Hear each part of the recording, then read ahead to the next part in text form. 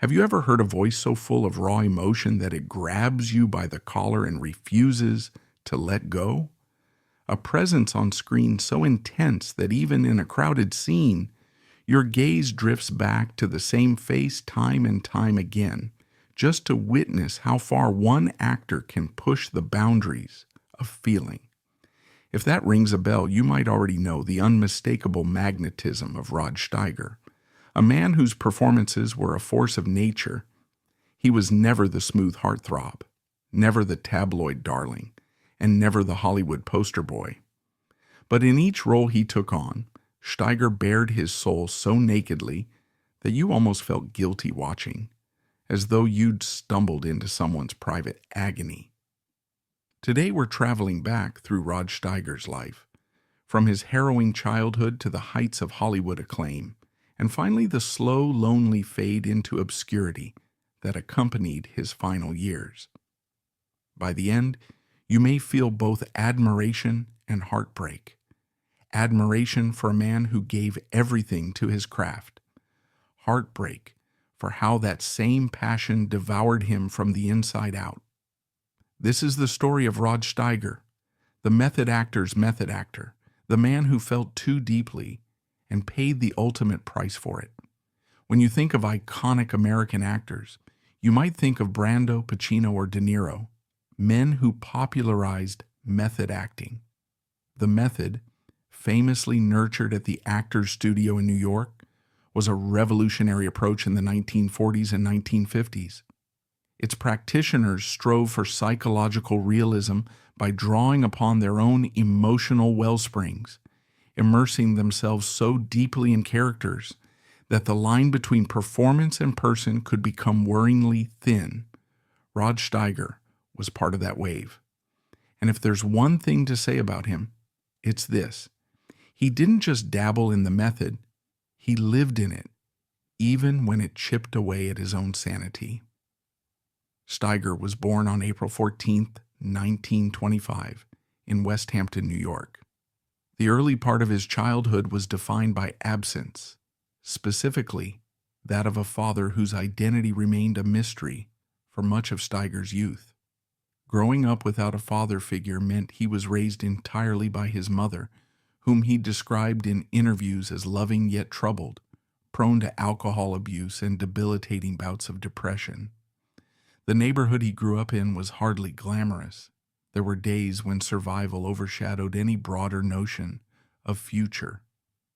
Desperate for some semblance of escape and direction, Steiger lied about his age at 16 to join the United States Navy in the thick of World War II.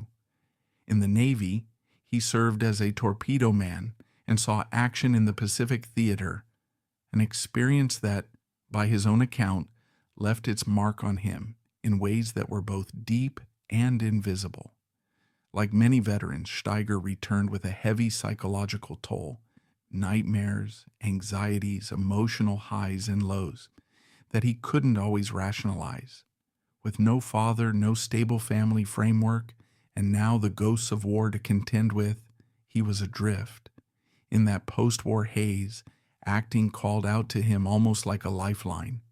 After his discharge, he used the GI Bill to study drama, first dipping his toes into local theater and eventually seeking formal training at the Actors Studio in Manhattan. It was there that he fell under the influence of Lee Strasberg's teachings, fully embracing the method approach. For a young man who carried a well of pent-up emotion, the method offered an outlet. It gave him a path to channel the swirling chaos inside his head. Acting, he discovered, could be catharsis. Yet every catharsis comes with a cost. Method acting demands that the performer reach deep within, scraping raw nerves, and sometimes unearthing personal demons in the name of truth on stage or on camera. For Steiger, who already lived with the shadows of a broken childhood, PTSD, and an inherited disposition for depression, going all in could be a minefield. You will hear stories of actors who found the method healing. Steiger's story, however, is more complicated, both healing and harming at the same time. Throughout the 1950s, Steiger landed roles in television and film that were always intense, often dark. He gained recognition early with a TV performance as a notorious wife killer in Marty, an original teleplay on the Philco Television Playhouse, 1953. Though the film version would later catapult Ernest Borgnine to stardom, Steiger's original portrayal was so raw and realistic that it became a calling card for him. Hollywood noticed. The next few years saw Steiger in a variety of projects, one of the most famous being 1954's On the Waterfront. That classic film featured Marlon Brando, Carl Malden, and Eva Marie Saint, with Elia Kazan directing.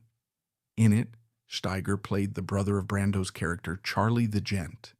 While his screen time was limited, the intensity he brought turned heads. The scenes between Brando and Steiger have since become legendary demonstrations of how the method can bring palpable tension to the screen. But the role that truly solidified Steiger's no-holds-barred approach came in 1964 with Sidney Lumet's The Pawnbroker. There, Steiger played Sol Nazerman, a Holocaust survivor trying to run a pawn shop in Harlem, grappling with unimaginable trauma and survivor's guilt. It's said that Steiger starved himself of sleep for days on end to evoke the hollow, haunted look he felt was essential for the character no well-applied makeup would do. He wanted his mind to register the bleak exhaustion. By the time the cameras rolled, he was, in his words, barely functioning, but that was the point. This was a risk that few actors would or could take. The performance was mesmerizing, though some found it nearly painful to watch, as though they were seeing the open wounds of an actual Holocaust survivor. Critics lauded his performance. Audiences were disturbed and quietly respectful. But off-screen, Steiger needed therapy to come back to himself. Friends in the industry later recalled an almost surgical sense of dread they felt around him at that time, like you might feel approaching someone who's self-inflicted an injury, yet you're not sure how to help them or whether they even want help. Steiger's greatest commercial success, arguably, came just a few years later in 1967, when he starred opposite Sidney Poitier in Norman Jewison's In the Heat of the Night. Poitier was already a legend, but Steiger more than held his own, playing Bill Gillespie, a bigoted small-town police chief forced to collaborate with Poitier's black detective. Racial tensions in America were boiling over in the 1960s. Cities were erupting, civil rights battles raged on the streets and in the courts, and this film landed right in the middle of all that. The dynamic between Steiger and Poitier crackled with real tension. The film became a cultural watershed, not only for its portrayal of race relations, but also for the fierce humanity both lead actors brought to their roles.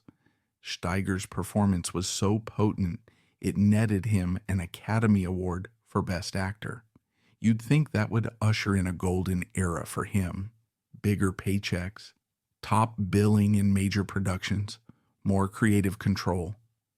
Indeed, for a fleeting moment it seemed it would, but the reality was more complicated. His reputation for deeply psychological, often menacing roles, coupled with his intensity on set, made producers and directors wary. They weren't exactly lining up with brand new blockbusters for him. Some worried Steiger's approach could send a film off the rails if he lost control. Others balked at scheduling complications. If he needed to maintain a certain emotional or mental state that could disrupt everything from production timetables to cast morale. Colleagues admired him, but from a slight distance. The tension between personal cost and professional acclaim became a hallmark of Steiger's life. Even as he soared in certain roles, he was paying a physical and emotional toll behind the scenes. There were also complications in his personal life. Over the years, he married several times, most famously to actress Claire Bloom, and fathered a daughter. In interviews, Bloom later hinted that living with Steiger felt like living with an unpredictable storm. One moment, the atmosphere was calm, quiet, full of warmth. Then, without warning, a swirling emotional tempest would break loose. Steiger himself acknowledged in a later interview that he didn't know how to be normal when the cameras weren't rolling. He said acting gave him structure and a sense of identity. Day-to-day life often did not. Between those failed marriages and the emotional toll of his craft, Steiger found himself increasingly isolated. As the 1970s turned into the 1980s, he still took on roles, some quite memorable. He played Napoleon in Sergei Bondarchuk's Waterloo, 1970, a massive international co-production that ended up being a box office disappointment but was visually spectacular. He turned up in Sam Peckinpah's Duck You Sucker, 1971, in a co-lead role that let him chew the scenery with full gusto. He even ventured into horror territory with The Amityville Horror, 1979, though that production ended up overshadowed by behind-the-scenes drama and the phenomenon of the story itself. But as the years wore on, Steiger's star began to wane. His style, steeped in a 1950s brand of intense realism, didn't fit comfortably into the blockbuster era of the 1980s, with its flashy, high-concept pictures. Occasionally, he'd pop up in smaller projects or cameo in bigger ones, but the leading roles that demanded his unique gifts were rare. Furthermore, his personal battles with depression and heart disease started to spiral. In the early 1980s, he underwent major heart surgery, receiving an artificial heart valve that required constant medical monitoring. Prolonged hospital stays and the resulting medication regimens only worsened his existing struggles with mental health. There were times he disappeared into his apartment for weeks, ignoring calls, ignoring the world outside his window. By the 1990s, Steiger was something of an industry legend, just not the kind that draws lines of autograph seekers.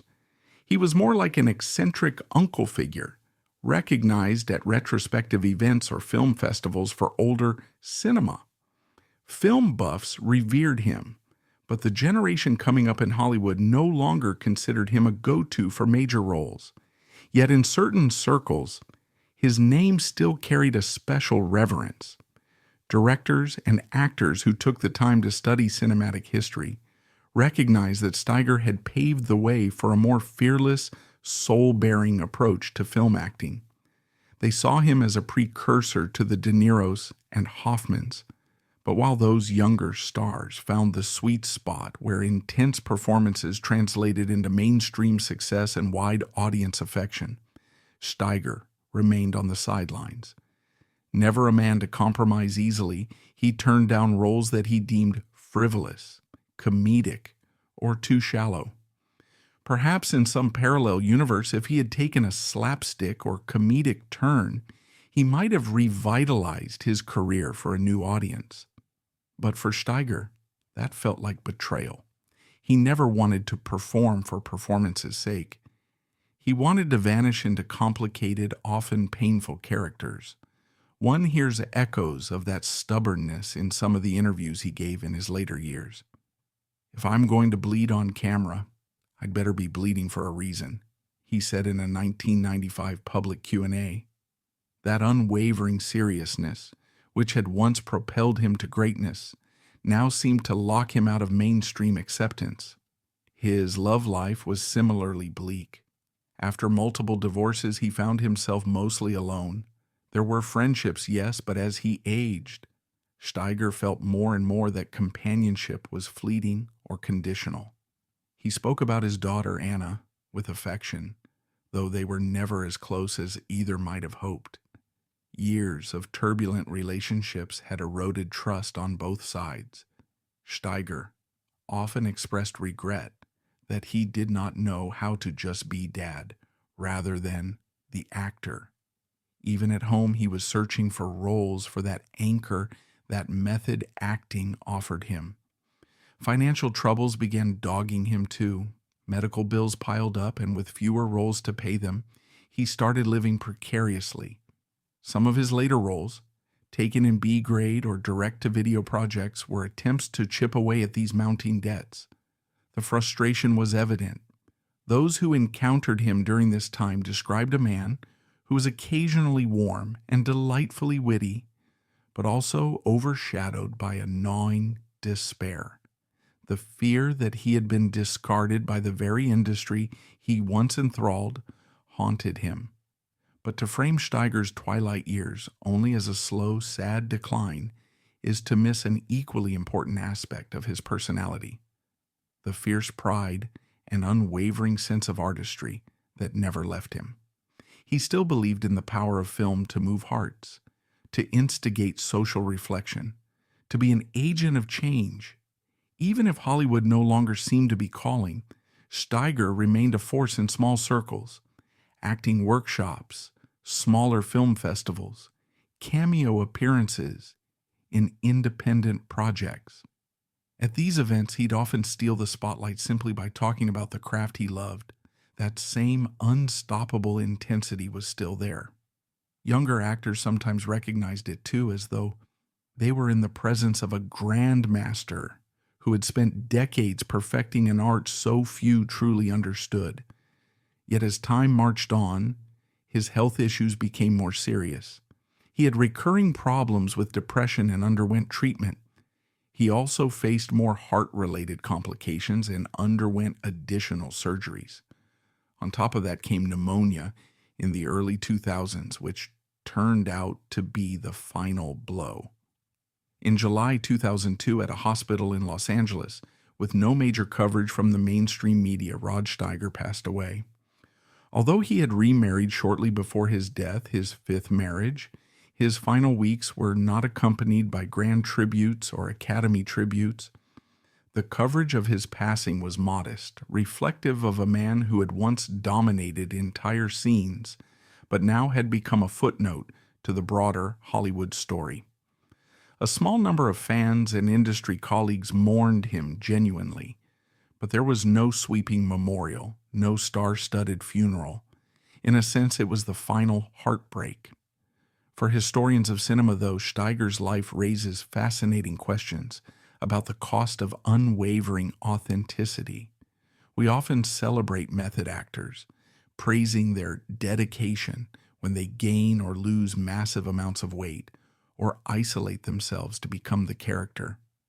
But we rarely talk about what happens off-screen when the camera stops rolling and they have to find a way to be themselves again.